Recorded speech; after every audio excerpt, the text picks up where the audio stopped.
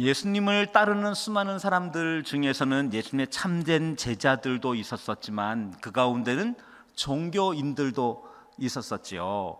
신앙적인 종교인, 이와 같은 신앙적인 종교인이라고 말하면 예수님을 도덕 그리고 교양, 이 모든 것들의 모범으로서 예수님을 따르는 사람이죠. 물론 이것이 나쁜 것은 아닙니다.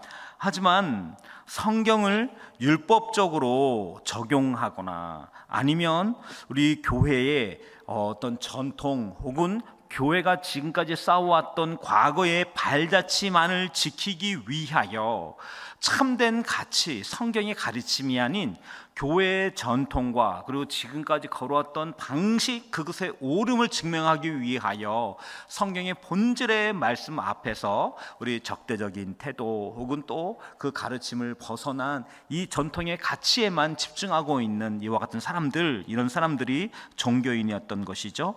이와 같은 이 종교인들도 예수님과의 관계를 그리워하지 않았던 것이 아닙니다. 하지만 마음 깊은 곳에 예수님이 주님으로 오신 것이 아니라 도덕과 그리고 종교의 모범으로서 오셨기 때문에 또 그와 같은 예수님을 바라보고 있기 때문에 진정한 신앙생활, 예수님과의 친밀한 가까움, 예수님이 정말 날 사랑하신다라고 놀라운 감격, 성경이 주는 자유와 기쁨이 아닌 이 도덕적 모범의 삶, 종교적 모범의 삶, 이 잣대와 기준을 가지고 신앙생활을 하게 되어지는 것이죠. 그러니 이와 같은 삶 가운데에는 때로 기쁨도 있고 즐거움도 있지만 성경이 말씀하고 있는 성경의 진짜 복음의 희락, 복음의 자유, 복음의 권능, 복음의 능력을 잘 알지 못하는 신앙생활을 하게 되어지는 것이죠. 그러면 오늘 본문의 말씀, 우리 말씀을 가지고 같이 나누려고 하는데요, 여러분들은 성경에 나와 있는 가장 중요한, 성경에 있는 모든 말씀을 다 이 한 문장에 압축한다면 이 말씀 한 절 이거면 되겠다라고 수많은 목회자들과 그리고 성경 신학자들이 얘기했던 본문의 말씀, 이 말씀은 아마도 요한복음 3장 16절일 것입니다. 우리 요한복음 3장 16절은 교회를 한 10수년쯤 다닌 사람이라면 10명 중에 한 8명 정도는 암송할 수 있습니다. 어떤 말씀인가요? 하나님이 세상을 이처럼 사랑하사 독생자를 주셨으니 이는 그를 믿는 자마다 멸망하지 않고 영생을 얻게 하려 하심이다 라고 하는 바로 이 말씀인 것이죠. 맞습니다. 이 말씀은 우리 성경의 위대한 진리와 복음의 핵심이 요한복음 3장 16절에 잘 담겨져 있는 것이지요. 하지만 이것만 가지고는 기독교의 참된 진리와 가치를 다 표현하거나 담을 수 없습니다. 이 말씀과 함께 더불어서 제자 예수님을 따르는 사람은 어떤 삶을 사는 것이며 그 부르심은 무엇인가 라고 하는 고민 속에 질문을 던져본다면 그 질문 속에 오늘 우리가 읽었던 요한복음 9장 23절 굉장히 중요한 말씀입니다. 여러분, 이 본문의 말씀 속에는 오늘 우리의 복음의 가치의 중요한 핵심 부분이 이 본문 속에 담겨져 있는 것이죠. 그리고 이 본문의 말씀과 요한복음 3장 16절이 함께 어우러져야 복음의 균형감 있는 기쁨, 복음의 균형감 있는 권능, 그 핵심이 잘 드러나기 시작하는 것이죠. 그런 면에 여러분, 요한복음 3장 16절은 성경에 딱 한 번 등장합니다. 성경에 이 요한복음 3장 16절 나와 있는 바로 그 구절 딱 한 번 등장합니다. 하지만 우리가 읽었던, 우리가 함께 나눴던 누가복음 9장 23절 이 말씀은 예수님의 말씀일 뿐만 아니라 성경 이 사복음서 모두 다에 등장하고 있습니다. 그러니만큼 이 말씀은 복음에 나와 있는 핵심이 잘 녹아있는 그 중에 하나인 것이죠. 그러면 오늘 본문 말씀 중에서 처음 구절은 어떻게 시작되어져 있나요? 우리 아까 한번 같이 암송했죠? 다시 한번 머릿속을 한번 이렇게 한번 또 표현해 볼까요? 다 함께 시작. 또 무리에게 이르시되 아무든지 나를 따라오려거든. 좋습니다. 오늘은 여기 아무든지라고 하는 이 말씀을 가지고 은혜의 시간 나누려고 합니다.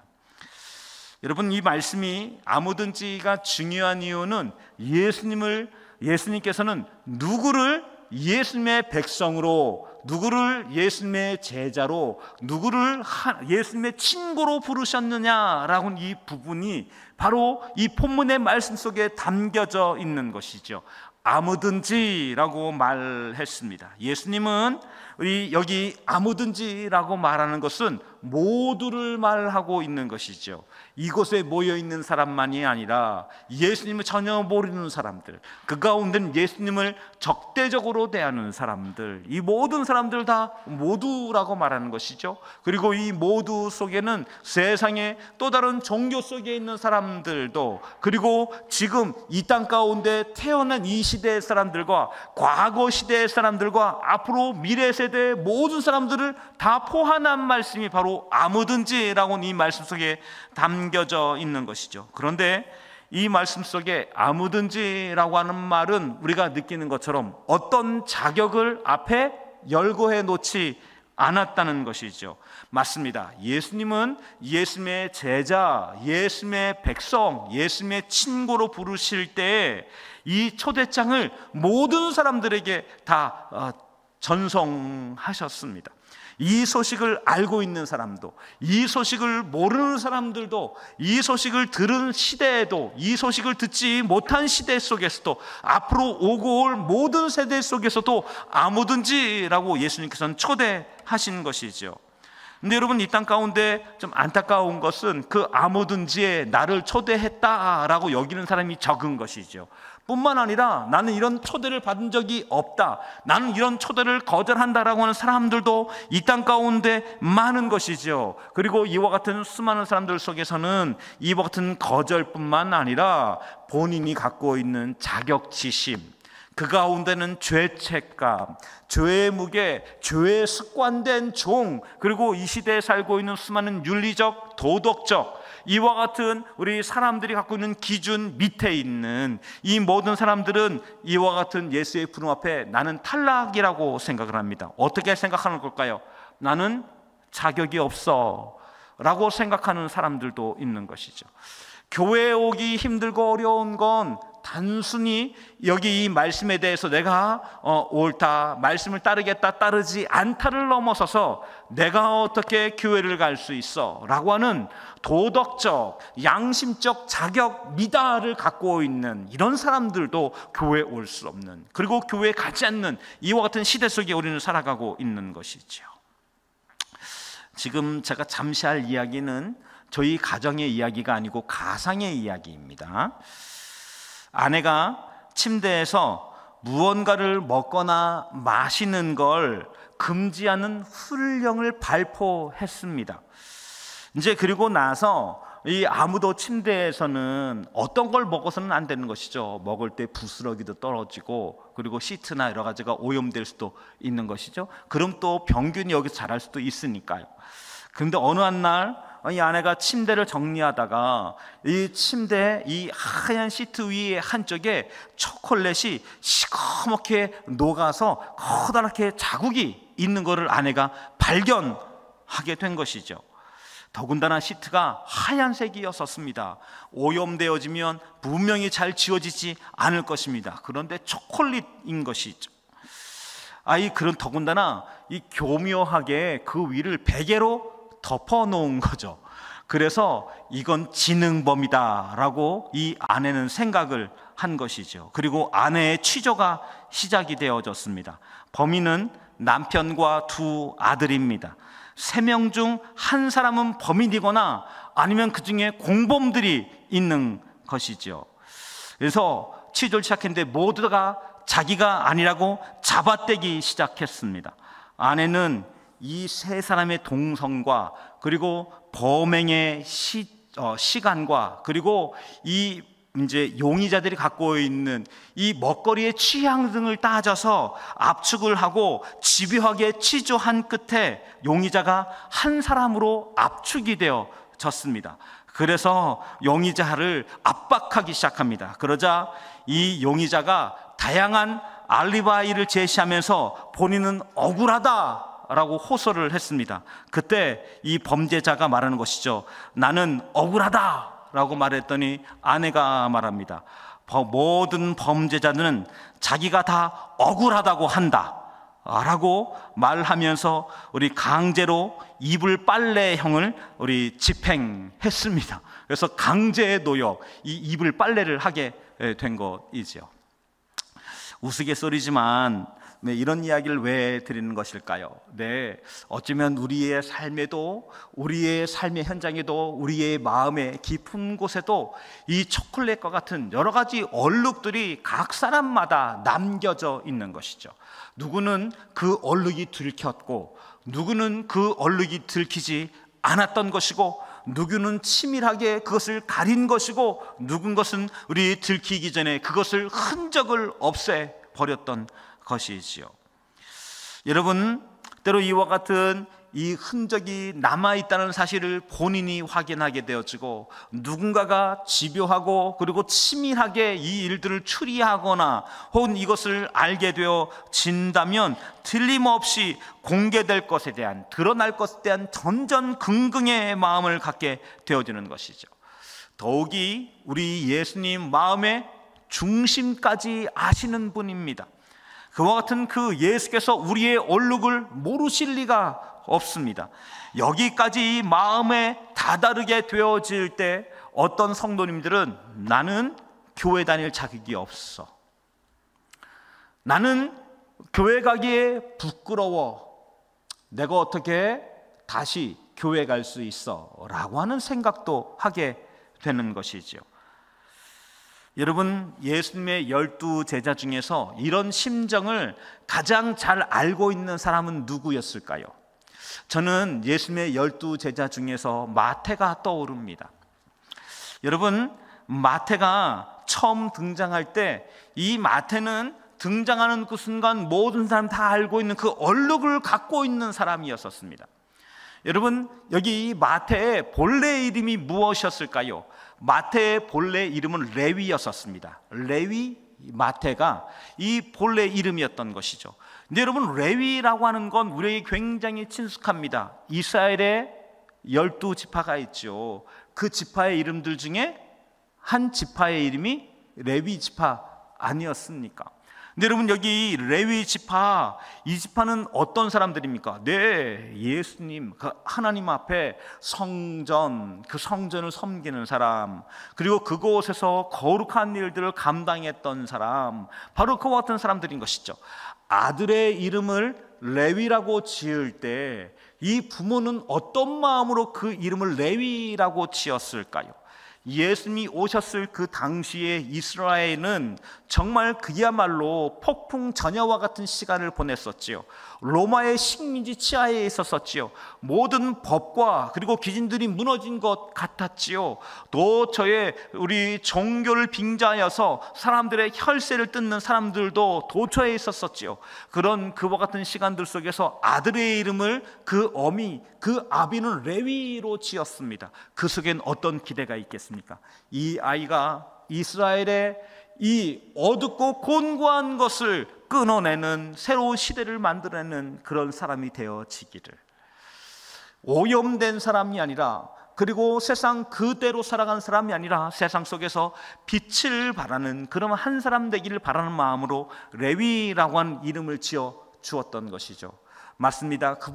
부모는 그런 마음으로 그 레위 이름을 지었고, 그리고 레위를 부를 때마다 그런 마음과 생각으로 레위를 대했을 것입니다. 그런데 여러분, 여기 이와 같은 이 아이는 그래서 레위, 이름이 레위라면 아마도 여기 랍비의 제자, 그리고 바리새인이 되어져서 이런 길을 걸어가야 그 길을 잘 걸어갈 수 있는 것이죠.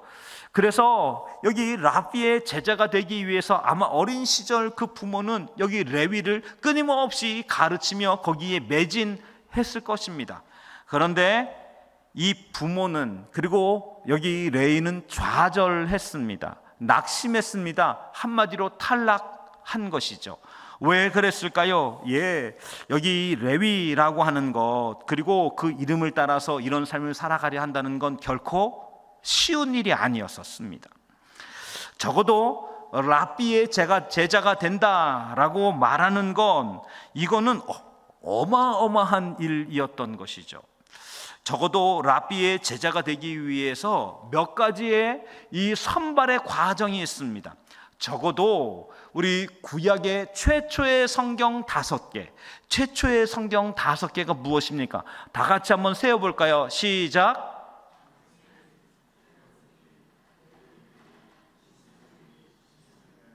약간 뭐가 좀 바뀐 것 같기도 한데, 창세기, 출애굽기, 레위기, 민수기, 신명기. 예, 기본 자격이 주어졌습니다. 이 5가지의 성경을 성경 이름만이 아닌 적어도 이 모든 성경을 다 암송하고 있어야 되는 것이죠. 그래야 이 제자로 발탁할 수 있는 그런 기본 자격이 주어지는 것입니다. 그리고 그것을 잘 암송하고 있는지, 두 번째로는 그 뜻을 잘 이해하고 있는지를 시험을 치는 것이죠. 그리고 거기에서 제자로 선발합니다. 그런데 이런 과정이 결코 쉽지 않습니다. 더군다나 랍비들은 이와 같은 이 제자를 선발하는 과정에서 도무지 선발의 기준을 낮추지 않습니다. 왜 그랬을까요? 유능한 제자가 따르는 그와 같은 랍비가 당시의 사람들에게 인정받는 랍비였던 것이죠. 한마디로 똑똑하고 그리고 명철한 이 제자들을 거느리고 있어야 사람들에게 존경받는 바리새인이었고 존경받는 랍비였던 것이죠.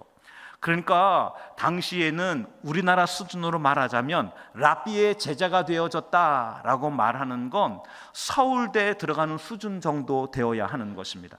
여러분, 서울대 들어갈 때 내신 성적 우리 1등급 이하라면 어떤 학과라도 꿈도 꿀 수 없을 것입니다. 한 2등급쯤 받고 있는데 나 서울대 들어가겠다라고 생각하고 그거에 계속해서 매진하고 있다면 언젠가는 가능할 수 있지만 지금은 아닌 것이죠. 그 정도 수준이 랍비의 제자가 되는 것입니다. 그러니 여기 이와 같은 그곳, 이 랍비의 제자가 되기 위해서 레위 마태는 얼마나 많이 노력을 했었을까요? 그런데 매번 탈락을 했습니다. 그리고 매번 낙방했던 것이죠. 그리고 어느 한날은 이건 무언가 잘못됐다라고 마태는 생각한 것입니다. 그래서 그런 삶이 아닌, 하나님을 섬기는 삶이 아닌 나 자신을 섬기는 삶으로 방향을 바꿨습니다. 그리고 결정했습니다. 그리고 그가 끝내 선택한 직업이 무엇이었을까요? 세리였습니다. 세리는 다른 말로 매국노라고 불렸습니다.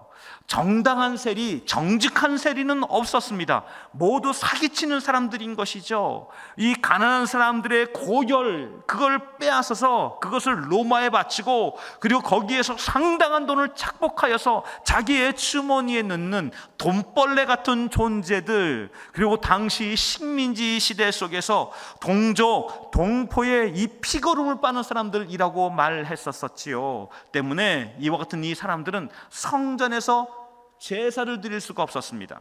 만약에 여기 그 신분이, 그 직업이 세리다라고 말하면 성전 안에 들어가는 것뿐만 아니라 성전 앞마당을 밟는 것도 제한되어져 있었습니다.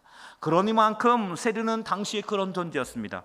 여러분, 근데 레위 마태의 직업이 무엇이라고요? 세리가 되어져 있던 것이죠.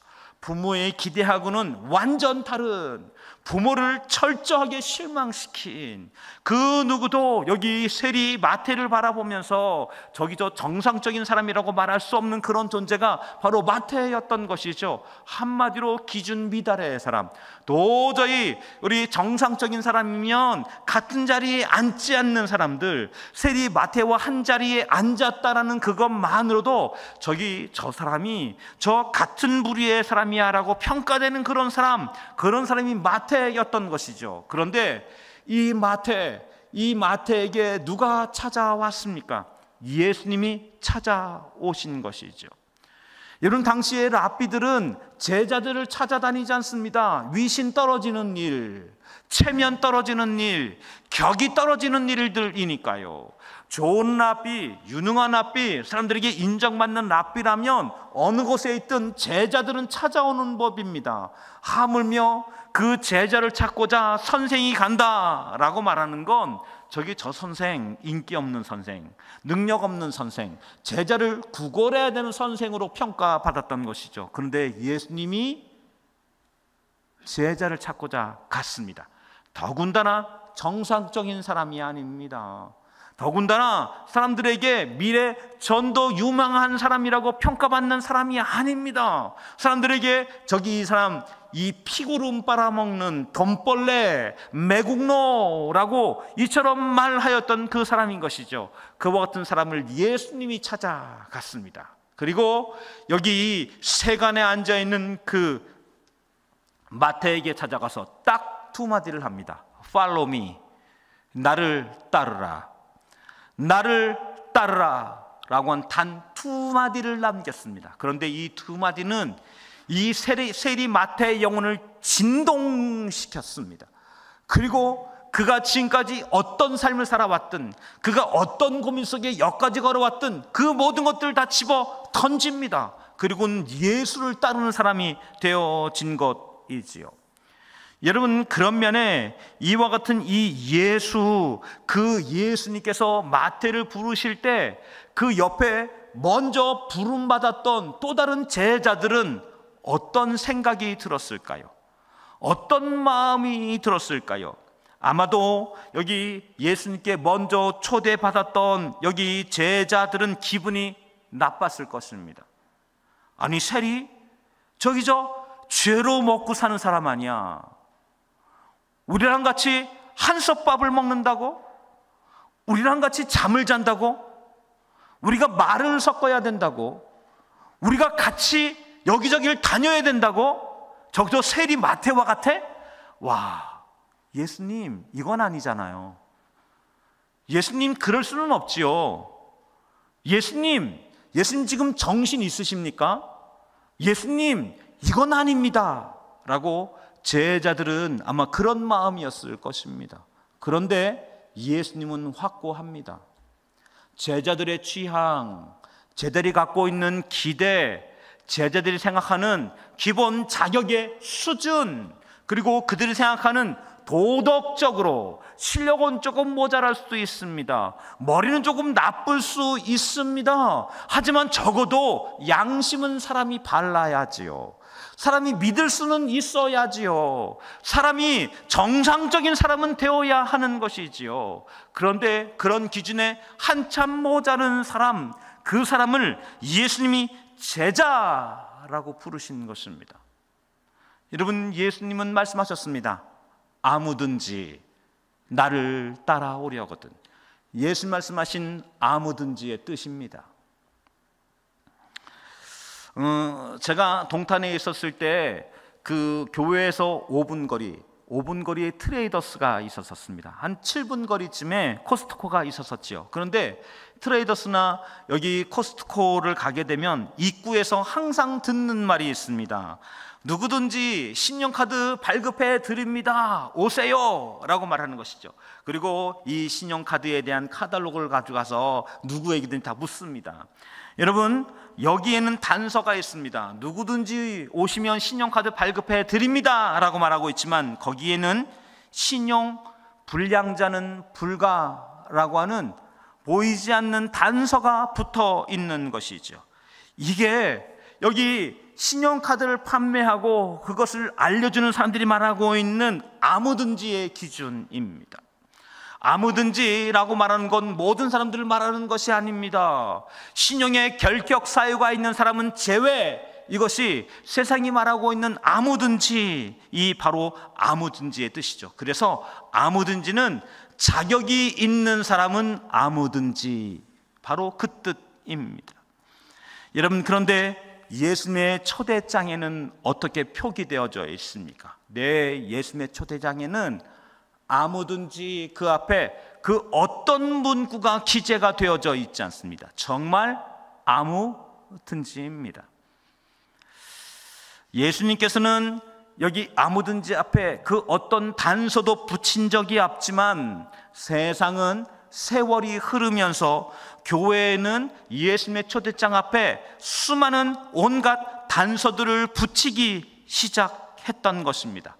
교회에는 누구든지 환영합니다, 환영합니다, 사랑합니다 라는 문구가 우리 모든 교회, 곳곳 모든 교회에 다 기록이 되어져 있고, 어느 곳을 가든지 환영합니다, 그리고 누구든지 환영합니다, 사랑합니다 라고 기록이 되어져 있지만, 눈을 똑바로 뜨고 그 교회를 가만히 살펴보고 있노라면, 그리고 낯선 이의 눈으로 그 교회를 들어가 보고 있노라면, 여기 아무든지 라고 하는 이 문구는 몇몇 특정 우리 단서가 붙어 있는 것이지요.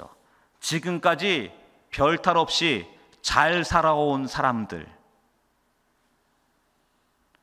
중독에 시달리거나, 죄송합니다, 이혼 경력이 없는 사람들, 그 교회에 어떠한 가족이 있다든지, 혹은 우리 적정한 기술이 있다든지, 혹은 우리 세상에 인정할 만한 직업에 속해 있는 사람이라든지, 점잖게 교회 옷을 입고 온 사람들이 바로 그 아무든지라고 하는 펌주에 든 사람들인 것이죠.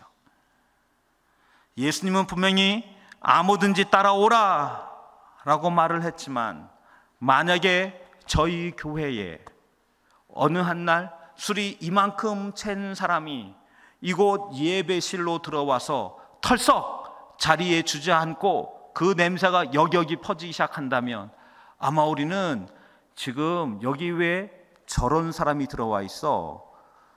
전사님은 지금 뭐 하고 있는 거야? 라고 생각하지 않을까요? 여기저기에서 핸드폰이 울리면 전사님들은 뭐 하고 있어? 저런 사람들 단속하지 않고 라고 생각하지 않을까요? 만약에 동네에서 감옥에 갔다 왔다라고 하는 소문이 자자한 사람이 우리 교회에 와서 앉게 된다면 성도님들은 불안해하기 시작합니다. 예수님은 아무든지라고 하는 단서를 붙이지 않았지만, 우리들은 수많은 단서들로, 수많은 초항들로 그 사람을, 누군가를 평가하고 보고 있지는 않습니까?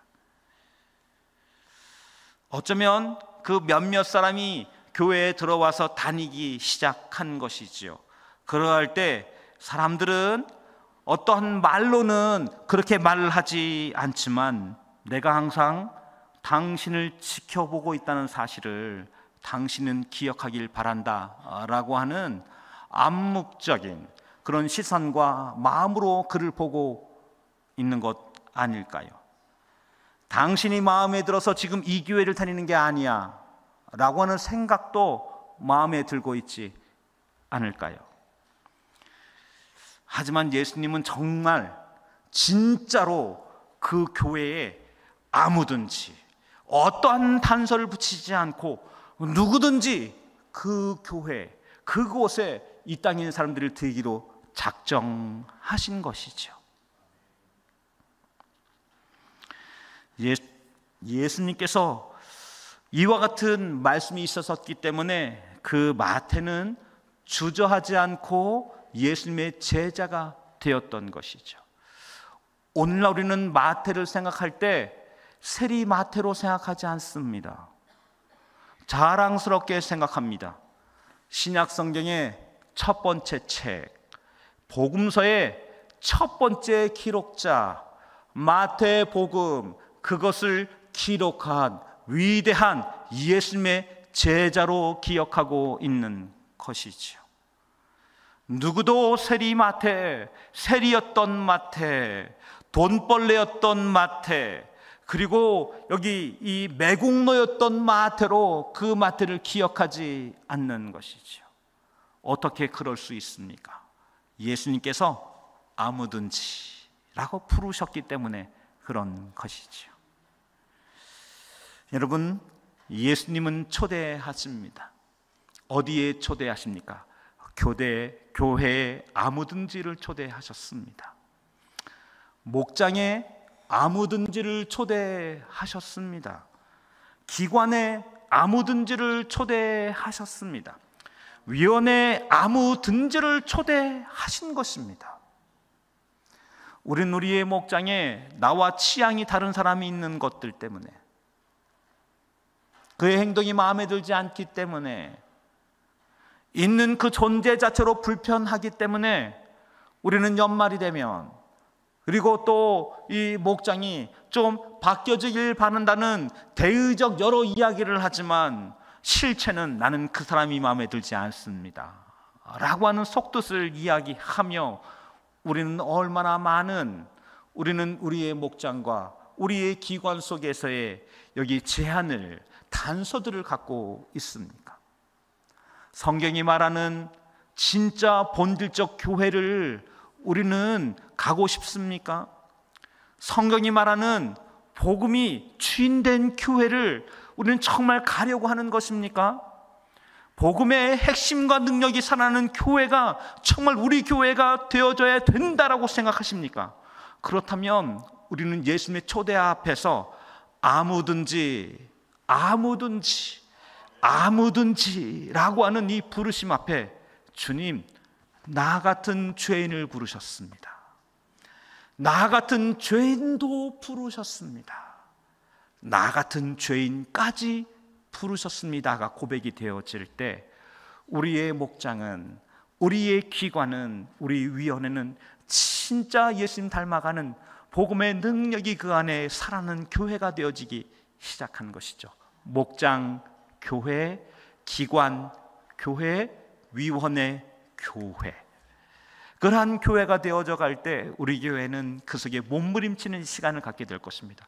주님, 무엇 때문에 이 사람이 우리의 목장에 있습니까? 기도하며 눈물을 뿌리는 가운데 그 한 사람을 통해서, 그 사람만이 아니라 목장 전체가 다 같이 기도하면서, 사랑이라고 하는 건, 진정 우리가 사랑한다라고 하는 건 어디까지 품는 것인가? 무엇을 품는 것인가? 예수의 사랑과 부르심은 무엇인가? 복음의 진짜 능력을 경험하는 시간이 되어져 갈 것입니다. 그리고 복음의 그 놀라운 부르심 안에 우리의 목장이, 우리의 기관이, 우리의 위원회가 복음을 정말 신뢰하면서, 주님, 저의 능력으로는 할 수 없습니다, 복음의 능력을 의지합니다. 나 같은 죄인까지 사랑하신 주의 은혜 앞에 하나님 은혜를 구합니다. 기도하는 믿음의 시간을 통해서 우리는 목장 안에서 새로운 놀라운 개혁이 일어나기 시작하는 것이죠. 개혁이란 조직이 바뀌는 것이 아닙니다. 개혁이란 교회의 구조가 바뀌는 것이 아닙니다. 개혁은 우리의 마음이 바뀌는 것입니다. 복음의 핵심으로 마음이 바뀌어지는 것이죠. 아무든지 나를 따라오려거든 그 부르심 안에서 우리 목장에 있는 누군가를 위해 기도하기 시작하는 그 순간, 그곳에 주님께서 마신 복음의 능력, 복음의 핵심을 의지하고 그 은혜 속에 새로운 일이 일어나기 시작합니다. 저희 교회가 진정코 아무든지 올 수 있는 교회가 되어지길 원합니다.